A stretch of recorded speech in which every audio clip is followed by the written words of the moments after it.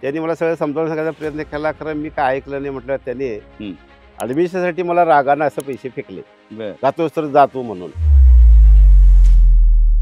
आणि मग हे शिक्षक जे होते ना, त्यांच्यात एक स्पर्धा असायची की माझा वर्ग पुढे जातो का तुझा वर्ग पुढे जातो.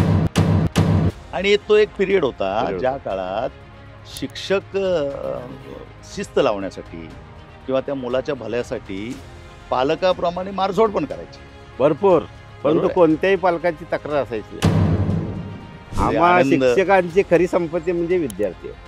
विद्यार्थी जेवढा घडेल तेवढे आमचं मान ताट होते, मान उंचावते, आणि तेवढा अभिमान आम्हाला वाटतो. आणि ते पाप आपण शिक्षकांनी घेऊन ये असं मला वाटतं. वैयक्तिक माझा व्यक्तिगत असा प्रश्न आहे की आम्ही पिढ्यानपिढ्या घडवतो ना. आज जर तुम्ही एखाद्या गरीब घरातला मुलगा जर उच्च पदावर नेऊन ठेवला तर ते तुम्हाला आयुष्यभर विसरत, आयुष्यभर.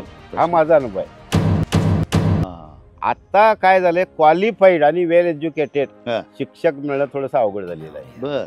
आणि मग बऱ्याचशा शाळेमध्ये गणित, विज्ञान, इंग्लिश सारखी पदं अपुरी आहेत, आणि त्यामुळे मुलांचं फार मोठं नुकसान आहे. याच्याकडे शासनाने खरोखर गांभीर्यानं बघायला पाहिजे असं माझं वैयक्तिक.